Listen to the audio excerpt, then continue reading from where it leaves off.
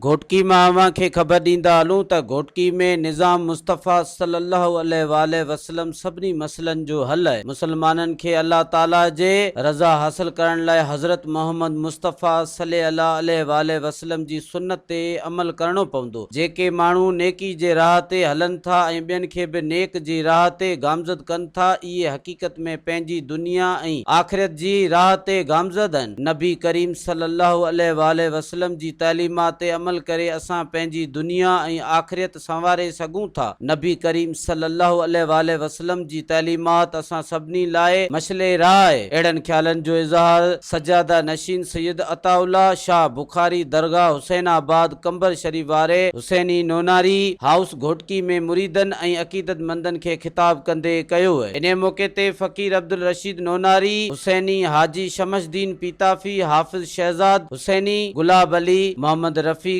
फ़कीर अली नवाज ऐं ॿिया पिण मौजूद हुआ। जॾहिं त मशहूर नात ख़्वाननि मखणो फ़कीर ऐं ॿियनि नात पढ़ियूं। इन मौके ते सजादा नशीन सैयद अताउल्ला शाह बुखारी ख़सूसी दुआ घुरी ऐं आख़िर में लंगर विरायो वियो आहे। अस्सलाम वालेकुम दोस्तों, मां आहियां सोहराब सूमरो ऐं अवां जे पंहिंजे शहर हैदराबाद में कासमाबाद में तमामु बहितरीनु वॉलपेपर्स जो कमु करे पियो रांझन सूमरो साहब, जंहिंजो फ़ोन नंबर तव्हां स्क्रीन ते ॾिसी रहिया आहियो। तव्हां बि जेकॾहिं अहिड़ो वॉलपेपर हणणु चाहियो था जीअं मां ही हणायो आहे वॉलपेपर तमामु ज़बरदस्त ख़ूबसूरत तरीक़े सां रांझन सूमरो साहब खां, त तव्हां बि पंहिंजे घर खे ख़ूबसूरत बणाइण जे लाइ रांझन सूमरो साहब जूं ख़िदमतूं हासिलु कयो। तमामु बहितरीन ऐं मज़ीद ख़बरनि ऐं तफ़सीलात लाइ विज़िट कयो असांजी वेबसाइट www.awamiNewsHD.com ऐं ॾिसंदा रहो अवामी न्यूज़ HD।